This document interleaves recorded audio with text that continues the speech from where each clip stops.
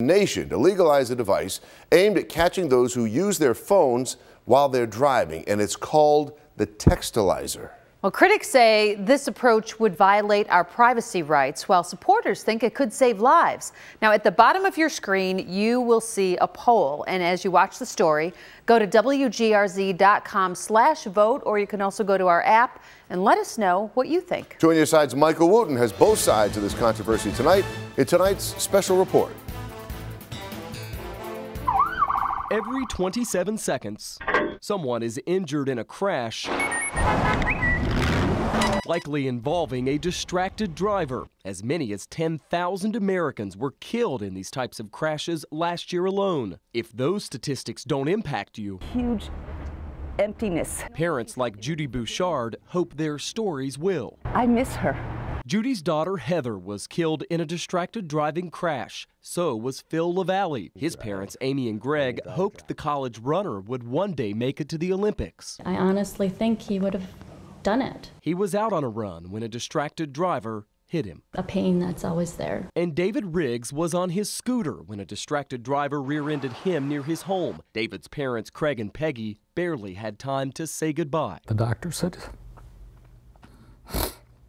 he's not going to make it. Pain, it's still there, and I think it always will be. Grieving parents asking you think of them and think twice before driving while distracted. Put the phones down for the moms and dads out there. That advocacy is important, but is it working? A recent survey from AT&T found 95% of us believe distracted driving is a huge problem, yet 7 in 10 of us still admit to doing it. More than 60% regularly text, and nearly 4 in 10 admit to using social media while behind the wheel. At that point, it's no longer an accident. You've made a choice, and a bad choice. And the problem seems to be getting worse. In comes a controversial solution from another grieving parent. Our current law is a joke. Ben Lieberman's son Evan was killed by a distracted driver back in 2011. Mr. Lieberman has become an advocate for safe driving, and he successfully lobbied New York State lawmakers to introduce a bill to legalize the use of this. It's called a Textalyzer. In the same way a breathalyzer can tell if a driver is drunk, the Textalyzer, lawmakers claim, can tell if a driver was texting or otherwise using a cell phone during a crash. Why do you think this is a good idea?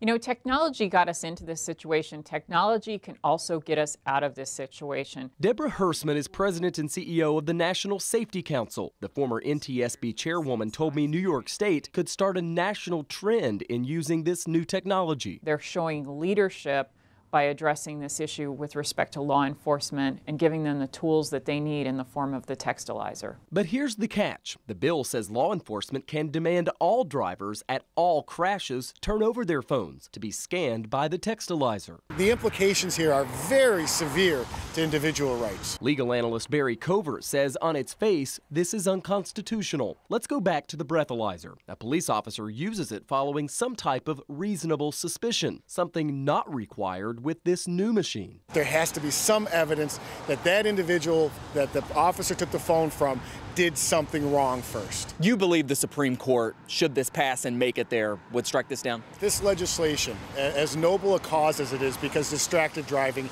is incredibly dangerous, is too burdensome on individual freedoms and rights. We took those concerns to New York State Senator Mike Ranzenhofer, a co-sponsor of the bill. The Amherst Republican is also an attorney. Shouldn't the officer have some reason to want to look at your phone before doing so? Well, there's not getting into the nitty-gritty, and that's why I don't think that this is a problem, because you're not looking at the actual content. And if the device was trolling through your information, I would not be in support of it. But you're still being forced to turn over your property, something the courts may find problematic. Why would you want to give a police officer your phone when you've done nothing wrong and you know that all of your private information is on that phone? Because of all that private information on our devices, the High Court has granted strong protections to cell phones in particular. Should this bill pass, a legal battle is all but certain, but that isn't slowing down supporters. What are the chances this passes?